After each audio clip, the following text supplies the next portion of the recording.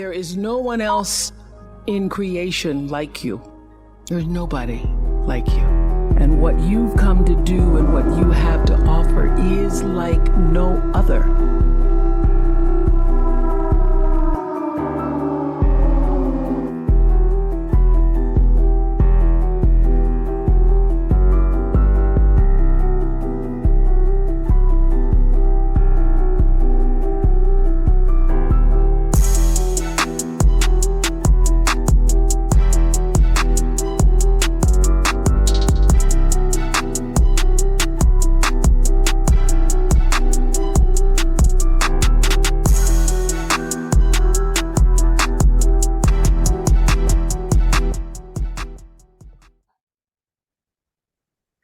Welcome to the Uncommon Connector, and this is where we provide insight to career options by discussing the success path of active career professionals. Who couldn't use that, right? So today our guest is Mr. Tyrese Manigault, and he's manager of employee engagement for NASCAR, like zoom, zoom, right? And Tyrese, I want to thank you for being on the podcast. And first of all, I'd like to ask you, where are you calling in from?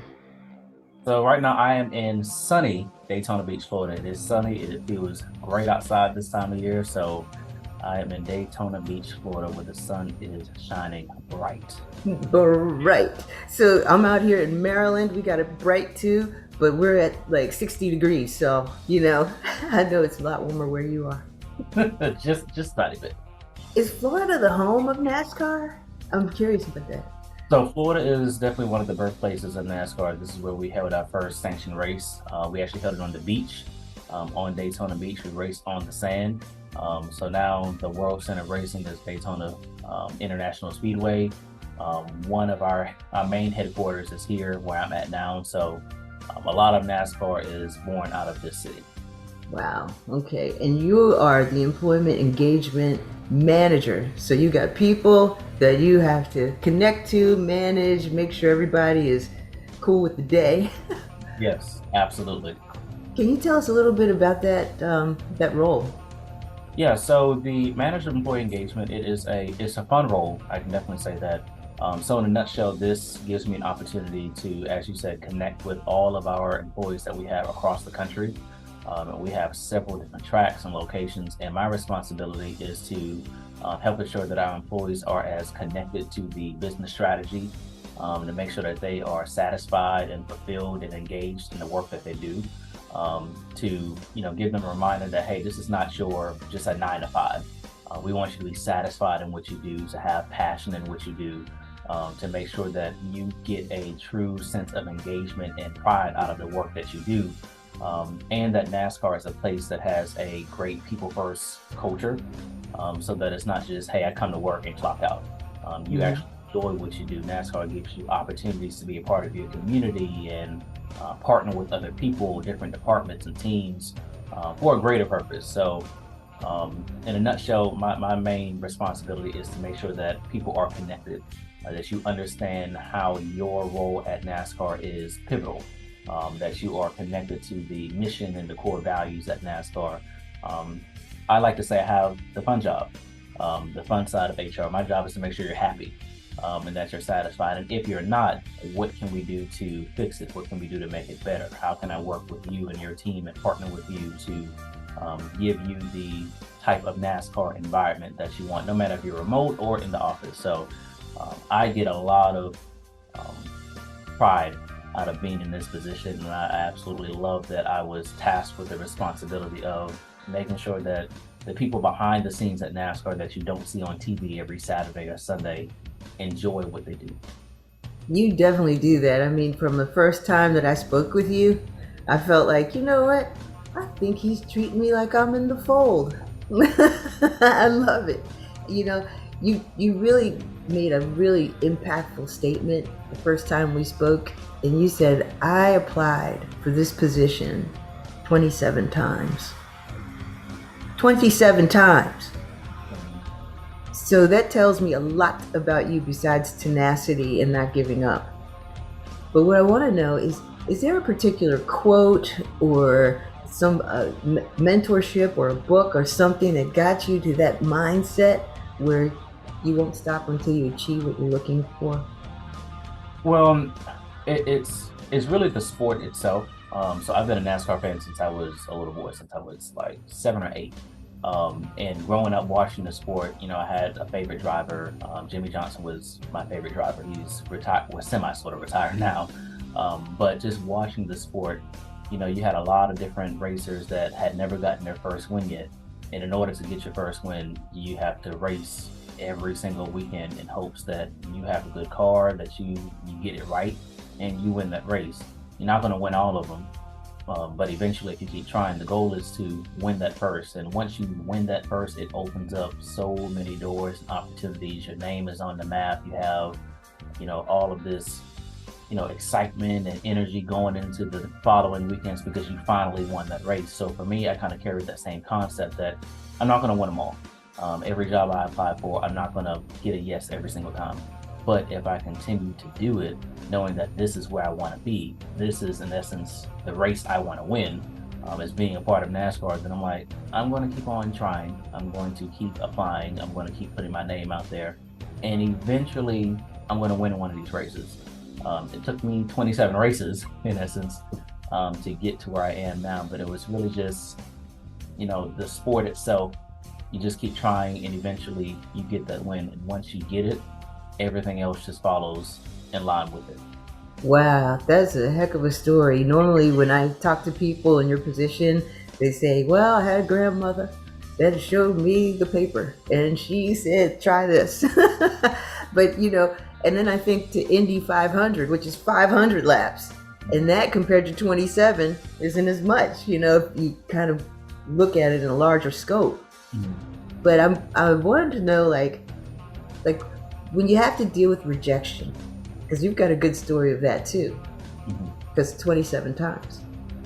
So when you get the first one to the 10th one to the 15th to the 20th, I mean, what happens to your mindset?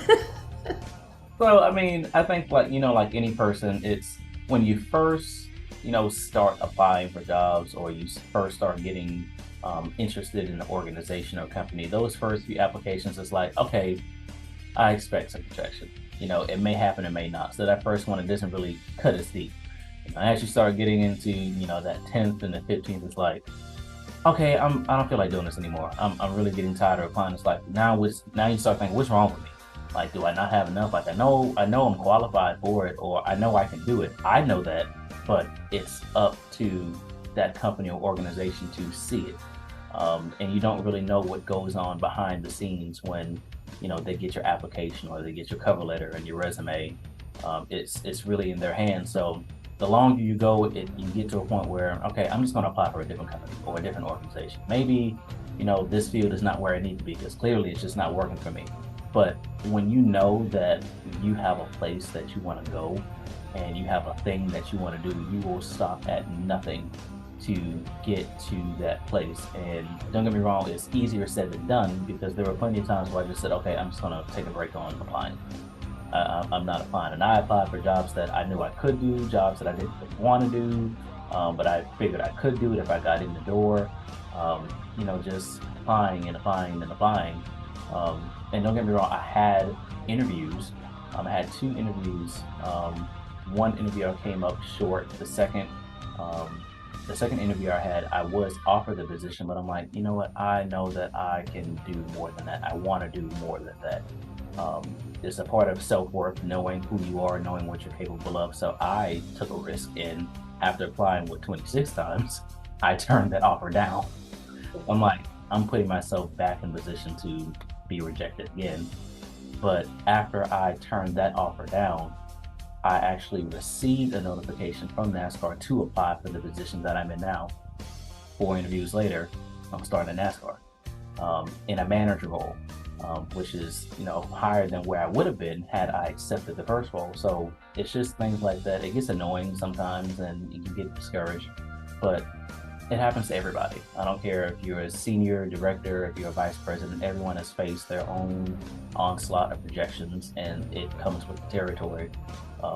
Sometimes it does kind of make you realize, okay, maybe I do need to pivot. Is this really what I want to do? Sometimes that is the case, but if you know that this is what you want to do, or if you want to work for the NBA or for NASCAR or for, MLB, PGA Tour, you keep applying, even if you have to start somewhere else first, which I did, and I was there for 5 months.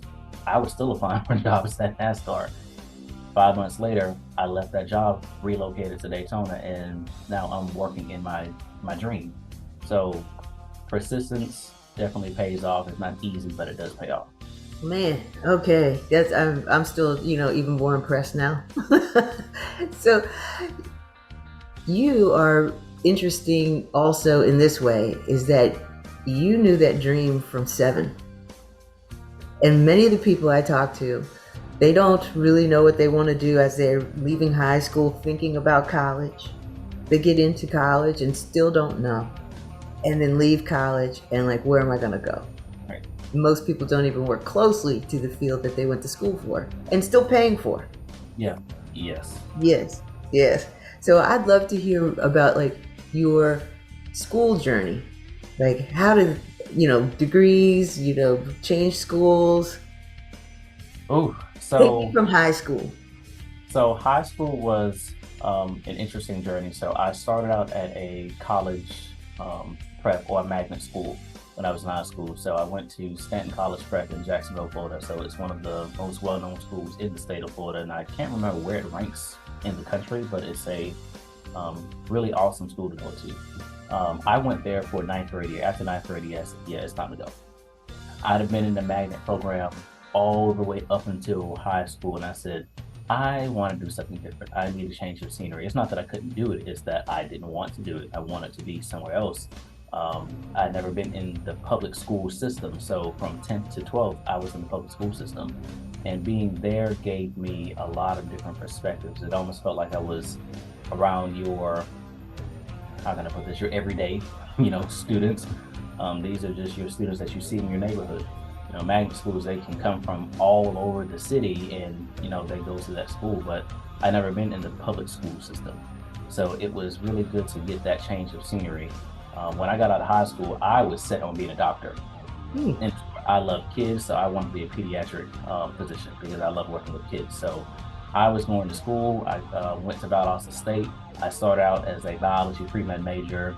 I was set on it. My high school graduation, people were like, you want to be a great doctor, blah, blah, blah. I was ready to go. First semester in, no, we're not doing this. I don't like it. Chemistry is not my friend. I don't want to deal with it. Biology was, I didn't like it at all. So first semester in, I'm like, we're changing my major. I changed my major to philosophy and religious studies because that was also an area that I had passion in. Tell me why that wasn't for you. Well, once I got into it, I realized that I am a person that is very versatile. I love to do anything and everything. So after biology pre-med, I knew that I'm not someone that wants to be limited in one specific area. And I also thought to myself, would I be able to do everything that I want to do with a philosophy religious studies degree? Similar to accounting or, mathematics. It kind of limits you to one specific area, whether you're teaching or you're doing accounting. It's like you don't really see engineers with a mathematics degree or an accounting. You may, but it doesn't really give you the flexibility to do what you want. So I said, it's probably not it because I like to do so many things. So I started talking to my career coach and my counselor. I'm like, what degree would allow me to do anything and everything? He said, I think you need to explore the communications degree because it gives you general life skills. It gives you some of everything, and you can take that and apply it to whatever field you want to get invested in. So I looked into it, researched it. When I started the program, I said, yeah, I think I like this. Didn't have a concentration yet. They had 3 different concentrations. I said, I want to do public relations. I love working with community. I like working with people. It was either between that or interpersonal, but I'm like, public relations is me. And that degree changed my life. My professors changed my life. The curriculum, things we learned, the projects we did, I actually apply them now. So as I went through my college career, I had several internships And my internship in Las Vegas that I did during my senior year, that was the internship that exposed me to human resources. I was set on being in communication. I love comms. That's what I wanted to do. Then I went to Vegas as a PR intern. Halfway through, I started to get exposed more to HR and the functions and what they do, how they process things, working with people, making sure people are taken care of, employee relations, all those things. I'm like, you all did say that if we saw another area that we wanted to, invest some more time in, then we could do it while we're here. So I'm like, I want to do some HR related items. So for the second half of my internship, I was a HR intern. So it was basically PR and HR. When I left that internship, I said, I want to do resources. That is what I want to do because I had the experience now and I worked in it. So comms started to fade. Granted, some of the initial jobs I applied for was communications, social media and, community things, so on and so forth. But then I started to be invested in human resources. That's where my first job came, was a human resources representative for my first company in Jacksonville. And then NASCAR came along. Most of the jobs that I applied for NASCAR were mainly communications related jobs. Then HR came and I'm in this role. I'm like, I wouldn't want it any other way because I get to do everything. I'm still doing communications, still doing internal, external type communications, and I'm functioning in human resources, working closely with people. So the best of all worlds. Wow. So you dialed it in, because at first it was like, okay, I went to this, I'm going to say posh magnet school. And then you wanted to get some like, hey, what's every day like with school and people, right? Mm-hmm. So you probably got a lot more socialization in a different way. Yes. Right, categorically, with different types of people in different walks of life, with different income and socioeconomic, demos. So that probably tailed into your like, I love people. Yes. Then you had a career coach too, right? That kind of helped direct. Go ahead. I'm still closely connected with, and he's now my mentor. So even post school, I still talk to him. I still ask him questions. He still helps me out. And I work with him to find ways for current students at my alma mater to get involved in their career paths, to give them advice and kind of walk them through the steps I took, because he was an instrumental portion of my life in and post college career.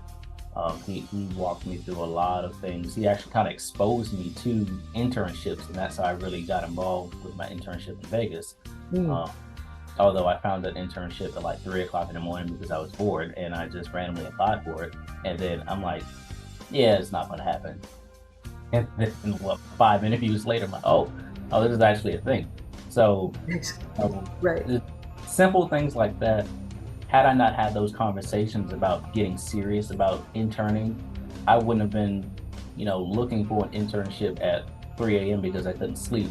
I could have been doing anything else, but I decided, well, let me see what internships are out there. And I found it, applied on a whim. And I'm like, it looks like this is actually starting to come together. I'm actually getting interviews. And now I'm here. So to represent my school and to represent my, my class of students at VSU, in Las Vegas, they selected, it was either 11 or 12 interns out of some 2,500 applications. Whew. They only selected 11 of us. There were only 11 of us from across this country.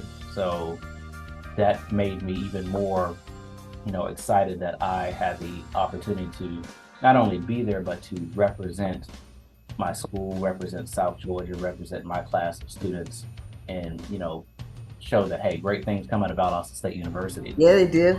I'm talking to them right now. Thank you. Exactly. So I'm sitting there with students from Penn State and Boise State and things like that. I'm like, here's VSU, your school down in South Georgia and Valdosta, right off the interstate.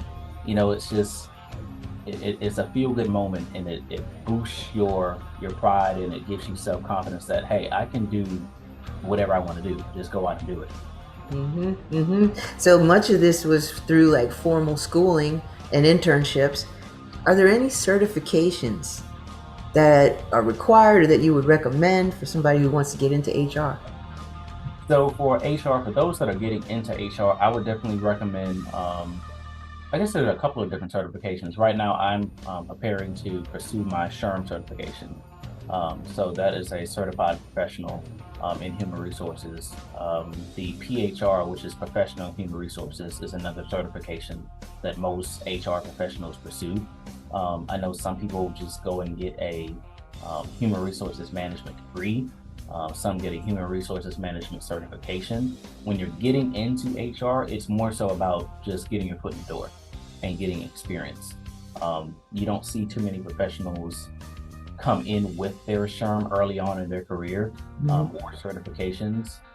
You can pursue like your, I think it's called your it's an APHR, which is basically like an associate's level PHR certification.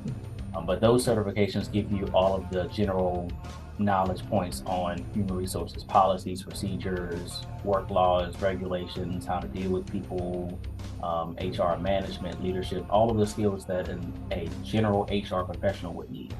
I didn't come in with those certifications, but now I'm in a position to develop myself and get that certification because I want to know more and be as vexed as possible in human resources. Nevertheless, this field speaks more to experience than it does education. You just have to be a good people person. You have to like working with people. You have to, do some things you may not want to always do. You do have to go by the rules. Sometimes you can't really have your casual conversations and do whatever you want to do because you have persons that are looking up to you as human resources. They come to you for advice. They come to you for the correct answers. So having that experience, knowing how to abide by the guidelines and policies, those are important things. But you could almost come in with really whatever degree you want to come in with, but it's a matter of getting your foot in the door and gaining that experience. So, a communications degree was actually perfect for me because it's a general degree. A lot of those skills from communications you apply in human resources. So that went up having that degree. But even then, when I applied for this role, I was kind of skeptical and nervous because I looked at the description like, do I really qualify for this? Goes to everybody's mind. Looking at them like, it says I need this. I'm like, I have some of that. I don't have that. I definitely don't have that. But I'm like, I'm going to apply. And I'm in the role doing what I do because of my personality and my character and what I bring to the table. So those are things that I can encourage anyone who wants to get into this field or even some other fields. Sometimes it's not really about the education or the certifications and, all of the, the back story things. It's what do you bring to the table? What is your personality? What do you have the drive to do? You may not have it now, but do you have a willingness to go and get it? Do you want to have, employee development? Do you want to get those skills? Do you want to get that certification? If you have a willingness to develop yourself, sometimes that is just enough to get in. So for me, I didn't expect to be a manager this young in NASCAR, but the persistence and just having a willingness to do the work and love it, that paid off for me. You ever been in a NASCAR car? I haven't. I want to. Now they have this thing called the NASCAR experience where you can get in the car. Either you can let them drive you around for a couple of laps, or you can actually get in the car yourself and drive the car for a couple of laps. I think I'm just going to let them drive me because I don't want to be held liable for wrecking a car at the racetrack. And I don't feel like getting hurt. And No. if you get in the car, I'm probably not going to stop when it's time for me to stop. So I'll let them drive me around the track. You know yourself. Let's just be honest. I'm just going to be honest. Just don't put me behind the wheel because Right. we We like to go fast. We're extremists. We're going to go 10. So tell me, this is an interesting question to me because, I answer it differently and most people do. But if you had to looking at yourself now, and going back about 15 years, what would you have changed? Is there anything that you would have changed? Well, 15 years ago, I would have definitely been young, very, very young. But nevertheless, 15 years ago, I don't think I would have changed anything. Would you have been a teenager? No. Are you in your 30s? Can I ask that? No, so I'm in my mid-20s. You are? Yeah. Fantastic. Barely my mid-20s, actually. Yay. So, for me, it's more so like if I was to back up about 10 years ago, I would have probably told myself to be as persistent as I am now. Don't be ashamed of yourself and who you are. Granted, I was still learning a lot of things about myself, where I wanted to go and what I wanted to do. One thing I am happy about is that even 15 years ago when I started dreaming, I'm glad that I never stopped dreaming. That's something that I would tell anyone. If you have a dream, if it's realistic, keep on dreaming. Some of them aren't realistic because I didn't think, at 8 years old, like, I want to work as yeah, right. Okay, just like I want to do that. I want to be a part of that. That young, you just don't think it's really possible. It's just like, hey, that's what I want to do one day. But as you get older, it's like, no, seriously, I want to do that. Now, what do I have to do it? And I'm really glad that I did not let what I saw when I was younger deter me from pursuing my goals now. Because NASCAR itself is moving in an amazing trajectory. We've done a lot internally and externally with the sport to drive the culture, and we've ushered in a totally new demographic of fans and things that we do. It's amazing. So taking that into consideration, I'm glad that I didn't let where NASCAR has come from deter me from doing what I'm doing now. Because once upon a time I did question, like, is there space for someone like me at NASCAR? Just knowing that a lot of changes have been made when it comes to diversity and inclusion and representation. I still never looked down on NASCAR because I love the sport.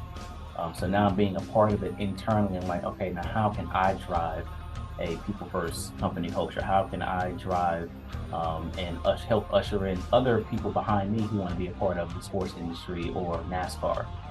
What impact can I make? So I'm glad I never stopped dreaming, and I'm glad I didn't get distracted from my dream.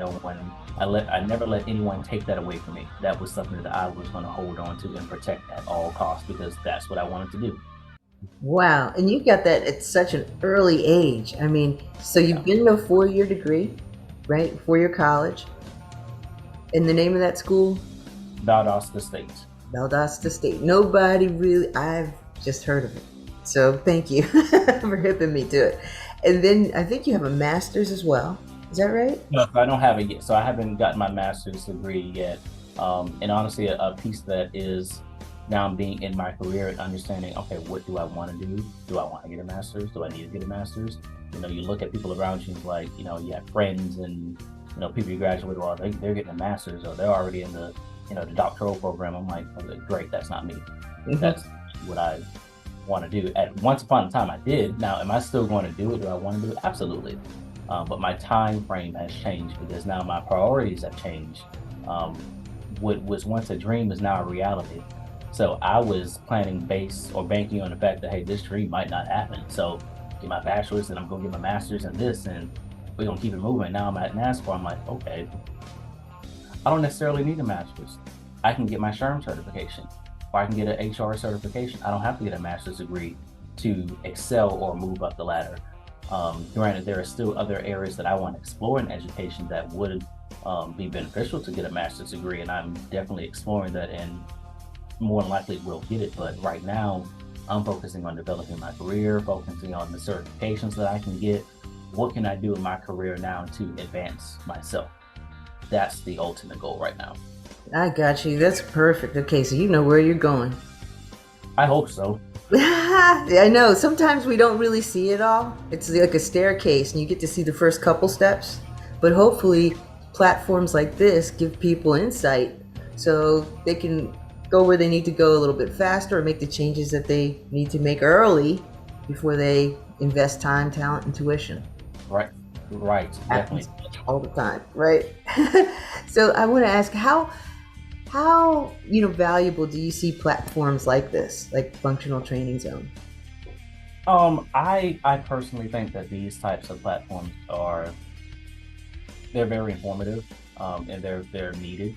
Um, I've seen a lot of persons similar to my age, or not too far removed from college, on platforms like these, and those are the things that gave me motivation.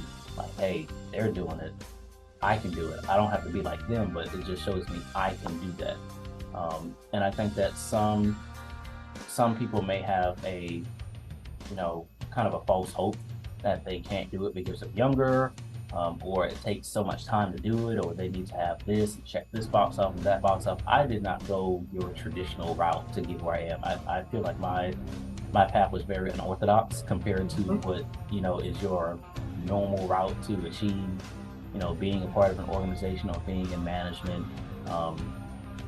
Those are things that you don't find on the company website. You don't see that just in any random place. But I'm glad that there are platforms like this that share the stories of persons who have gone a non-traditional route, or are working in areas that you may not normally see persons working in, whether it's through representation or demographic. To see women leaders that are young and they're in roles that, hey, I wouldn't have expected that. Platforms like this help to share those stories and give people, one, a sense of hope, but to also give them tips and tools that you may not find anywhere else. I've learned things in these platforms that my success coach or my counselor, they haven't been able to really share with me, because they have a system of how, hey, you do this to get this to get this. But you see stories like, hey, I did this, skipped this part and went all the way over here. And it's like, okay, there are different routes. Not to say I want to skip everything, but I can go here and then pivot to here and then change this. Like, things change, lives change, priorities change, goals change. And hearing these stories and having platforms like this that share it with other people that are preparing to enter their career fields, that's the sense of hope, and a line of sight that I think everyone could use, because at the end of the day, everyone is going to do it differently. All of my colleagues here at NASCAR, they all have totally different stories of how they got to NASCAR, how they got into human resources. Most people don't just walk into, hey, I want to do HR. No, it normally, you find it on a whim, you get introduced to it, and it's like, huh, I want to do that. So hearing the different stories is awesome, because it just shows that there are so many different things that you can do. Someone told me a while back, and thank you for that, because I agree with you, and that's why I'm here. Because life happens one conversation at a time. Mhm. But how do we hear them? And who's having the conversation we need to hear? Exactly. Right? So we try to be a warehouse for that option for folks, for career awareness. Yeah. So we're running close to time, but I got to just mention this. Hey, everybody out there. When I first spoke with Tyrese Manigault, he was putting together some awards for his employees, and he was doing 5-year, 10-year, 25-year, 20-year, 30, 45, and 65 years somebody's been working at NASCAR. And this woman is 103 years old and still comes to work. And she says she's going to keep coming until her body tells her not to. So I know you gave those awards out. How did all that go? It was amazing. That's a ceremony that it's very important to NASCAR, to honor our employees for the service that they give to this organization. That's a choice that they made to stay here and remain invested. And we hadn't been able to do it in person for a while because of the pandemic.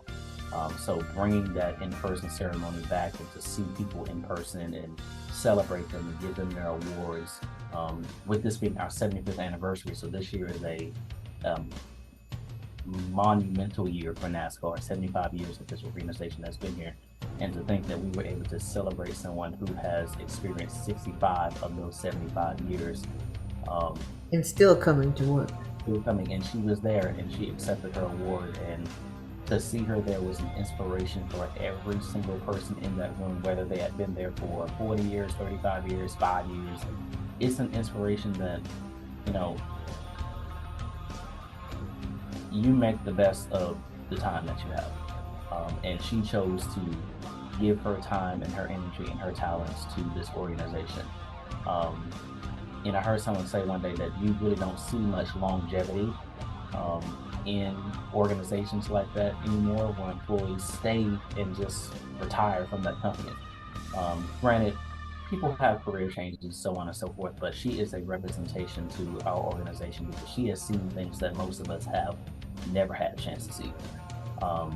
So it was awesome to celebrate with her, and we're going to continue celebrating more of our employees as the year closes out. And thankfully, we can create this in-person ceremony or recreate it and continue doing it for years to come. But that was probably one of the most memorable moments that I've had since I've joined NASCAR, is to see her and so many others be recognized for their service. That's right. And you've been here for about 1.5 years with NASCAR, I believe, and you found your tribe, it sounds like, because this woman's sticking in with what she chose to do. You're sticking in with what you chose to do. And with just a little bit of time left, I'd like our listeners to know, how can they find you? Where's the best place to connect to know more about NASCAR? Always on LinkedIn. I am very, very, very vexed with LinkedIn and always on. So you can search my name, Tyrese Manigault, on LinkedIn. Happy to connect. I have a link that connects to a Calendly. So if you ever want to set up time to talk and chat, feel free to do so. My door is always open. And I would love to, help people understand how they can begin their careers, whether it's in sports or their career field, because that is a passion to help others get to where they want to go. Awesome. Thank you, Tyrese Manigault, for coming on the Uncommon Connector.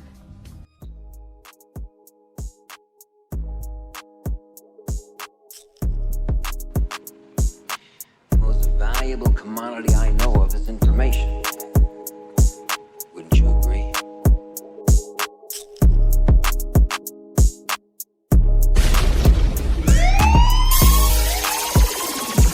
It's your boy JR dropping them beats.